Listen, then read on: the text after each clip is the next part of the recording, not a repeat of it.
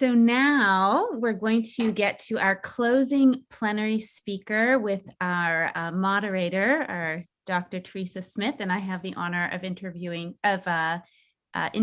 both of them. I will begin with my introduction of Dr. Theresa Yvonne Smith. As you may have guessed, she currently serves as the Associate Dean of Graduate Medical Education and Affiliates. This is a role that oversees approximately 1,000 house staff physicians across the campus. Dr. Smith is also an associate professor of clinical emergency medicine and works clinically in Kings County Hospital Emergency Department. After completing her undergraduate degree at Spelman College, Dr. Smith attended NYU School of Medicine. She completed her emergency medicine residency training at NYU Bellevue Hospital and fellowship in emergency ultrasonography at SUNY Downstate, Kings County. Dr. Smith then obtained her master's in medical education at the University of Pennsylvania. Dr. Smith has spent her career championing diversity and inclusion in medicine and received the Dale Blackstock Award in teaching and excellence for demonstrating commitment in advising and mentoring medical students and trainees. She was also honored among the National Minority Quality Forum's 40 under 40 minority leaders in 2019. This academic year, Dr. Smith led the institution in receiving the ACGME Barbara Ross Lee Diversity, Equity, Inclusion Award. Since she has become DIO, I've had the great opportunity to work together with Theresa. I've been influenced by her leadership style, and it's just been a great pleasure and inspiration to see our paths and momentum for shared project and mentorship merge and grow.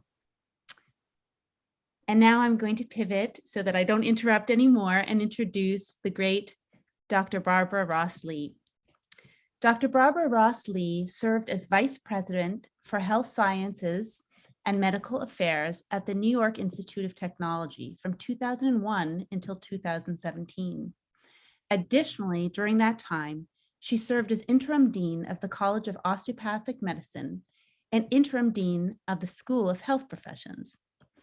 In November 2014, Dr. Ross Lee became the inaugural dean for New York Institution Technology College of Medicine at A-State, where she also served as CEO of its academic health centers and president of its faculty practice plan, all while continuing to serve as vice president for health sciences and medical affairs at New York University of New York Institute of Technology.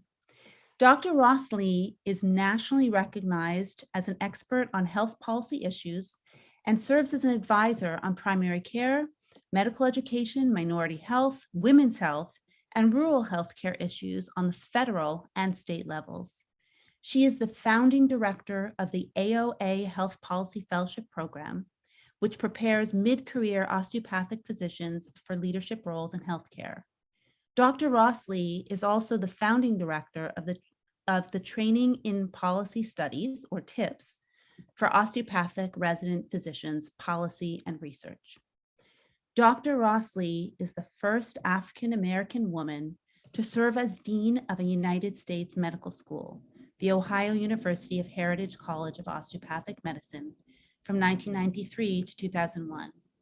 She is also the first osteopathic physician to participate in the Robert Wood Johnson Health Policy Fellowship. Dr. Ross Lee served as a commissioned officer, United States Naval Reserve's Medical Corps, achieving the rank of captain. She lectures both nationally and internationally and has published numerous scholarly articles on a variety of medical and healthcare issues. She is the recipient of 8 honorary degrees and many national awards. Most recently, the ACGME Annual Diversity, Equity, and Inclusion Award was named the Barbara Ross Lee DEI Award in her honor. I have to admit that when our planning committee received the news that Dr. Ross Lee agreed to participate in today's symposium, we all jumped out of our seats with excitement and spent the evening texting.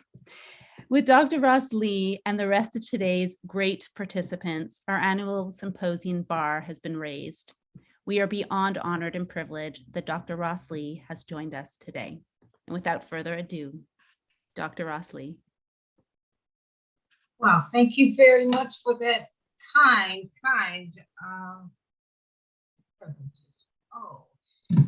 that introduction was great. And I used to be right down the street from you all, so now we get a chance to really talk to each other, right? Okay. Well, good afternoon, everybody. I would be remiss if I didn't congratulate Downstate Health Sciences University on their receipt of the Barbara Ross Lee DO ACGME Diversity, Equity, and Inclusion Award.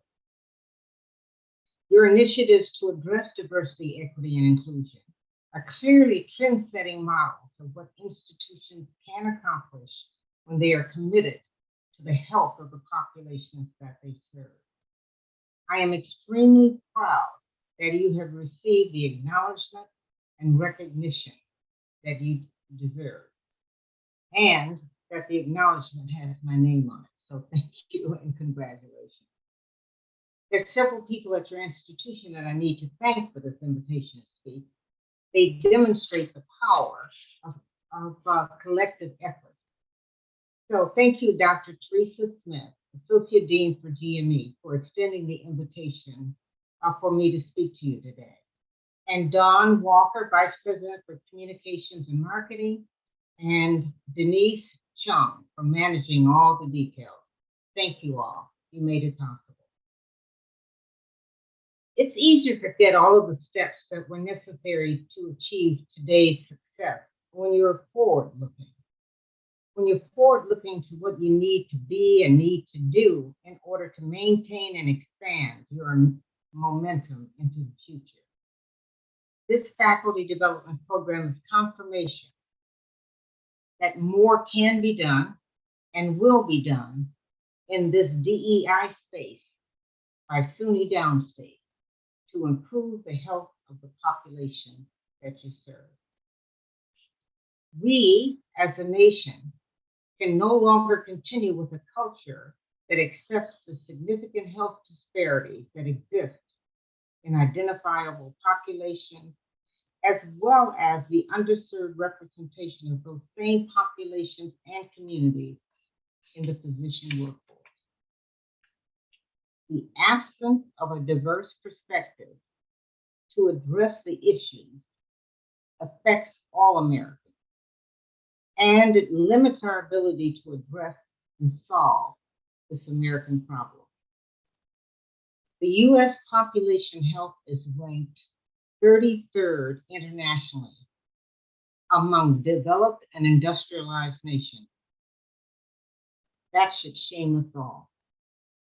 It should shame us because we know we have the most sophisticated, science-based healthcare system capable of delivering the highest quality of healthcare in the entire world. So, solving health disparities is a matter of commitment, not ability.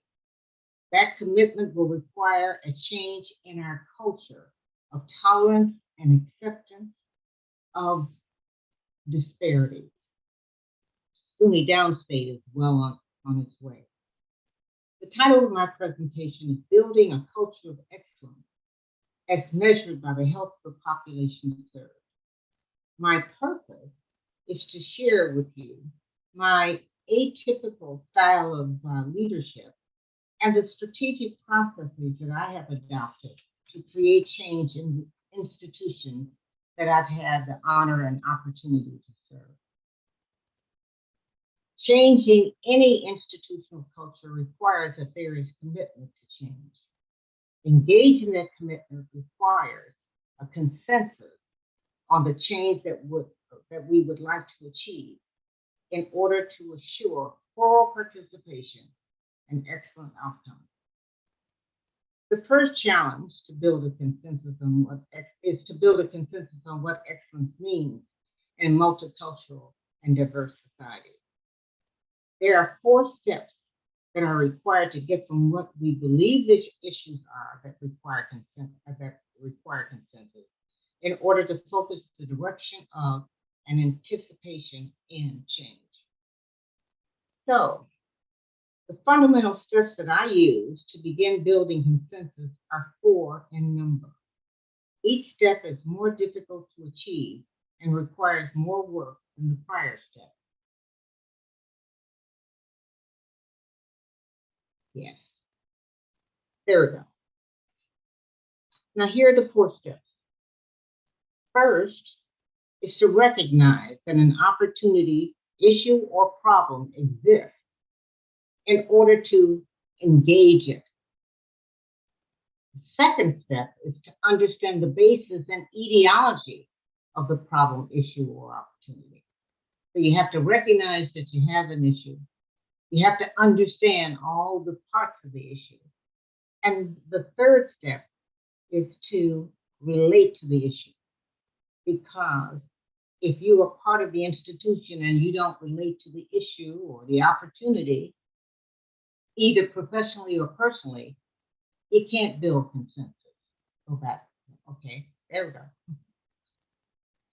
And finally, and the fourth step is to relate to the strategies that are identified to address the issue. So we may relate to it, but if I don't like the solution, I'm not going to participate. So building consensus requires those 4 steps. And as I said, each one is more difficult to achieve. They become more difficult as we go down the list. As you know, there are resource commitments involved in any institutional change. So the institutional leadership must be on board. Continued momentum until you have identified the issues fully retards our ability to make a different effort, to take a new direction, to expand what we're already doing. So, now how do we change the culture? Assuming, first, that we've established a consensus that includes all levels of the institutional participants: faculty, administration, staff, residents, students. So we have a consensus that this is the direction we want to go. But when we're talking about DEI, we already have goals. So to take the next step, to get to the next level, it's necessary for us to reframe what we're currently doing. Reframe the current goal and descriptors even in order to move to the next steps towards excellence. This is where language becomes important. It's important to assure that participants mean the same thing through the terminology that they're using.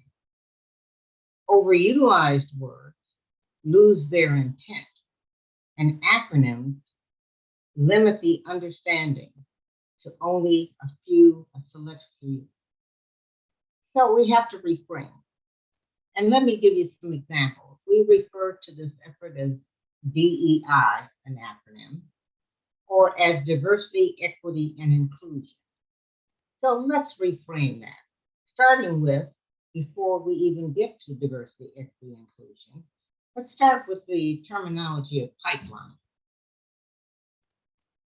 Fundamentally, pipeline for one of the significantly underrepresented minorities, the indigenous population, that's a very negative word to them. They are not engaged and don't feel positive by being a part of a pipeline. Secondly, think about it. A pipeline is a narrow, fixed structure, and it doesn't capture the pool that we would like to be moving forward when we talk about candidates or underrepresented minority candidates for medicine. So I suggest, and many people are now using, instead of pipeline, pathways. So let's reframe pipeline and make it into pathways, because pathways have many entry points, and there can be many destinations short of medicine that benefit us all. So the first reframing is of the term pipeline into pathway. The second is diversity. I think we're at that point where we can change diversity from a quantitative measure from just a quantitative measure to a qualitative measure that's required to impact minority health status. So it's not just quantitative, it's a qualitative measure, because bringing a diverse perspective into medicine, again, helps us all. And then the third terminology that we use is equity. And we have a lot of programs that we label as equity. But I think it's time to move from a set of programs to a process of internal review of policies and procedures that represent or create structural bias internally. And we've all heard of the conversations about admissions and the curriculum and resident selection. It's time for us to look at that and make sure that there aren't any structural or systemic biases that are part of those very processes that we depend upon to do what it is that we do. And then finally, let's reframe inclusion from a focus on marginalized and underrepresented populations being integrated into the physician workforce to an expectation of professionalism by everybody who is a part of the educational system, and mandate that implicit bias has no place in medical education and is a breach of the professional code of ethics. So we can reframe. Let's start that reframing process if you want to change the culture.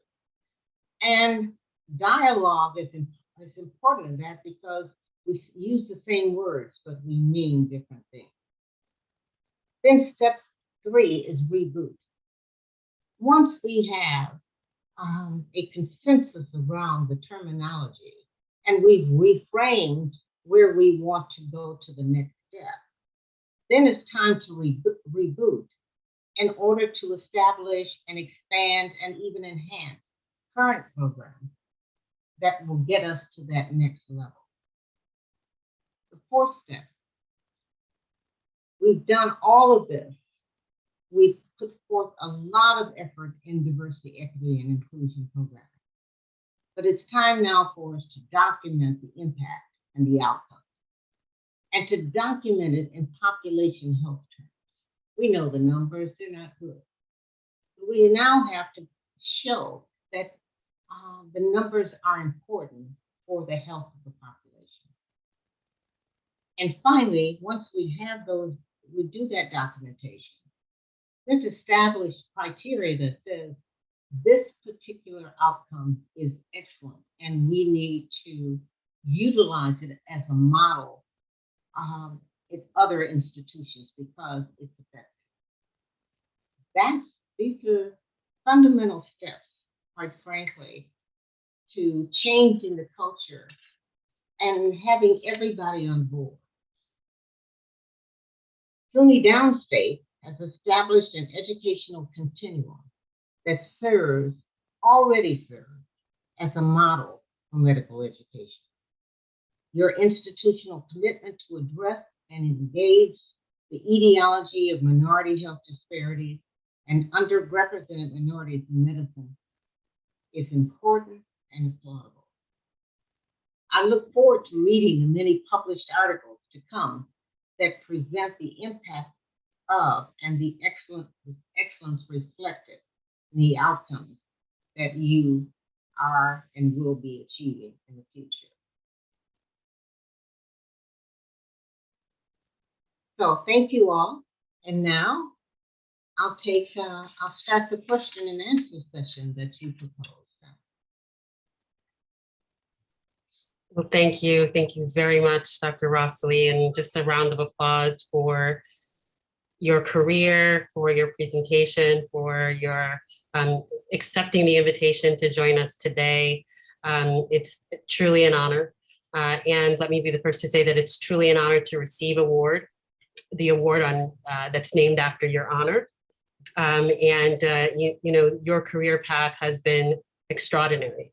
And so it's an honor for us to be able to model in that path, and while we got the acknowledgement this year, it's really a momentum for us to continue in our efforts. And we hope to do that and hopefully make you proud.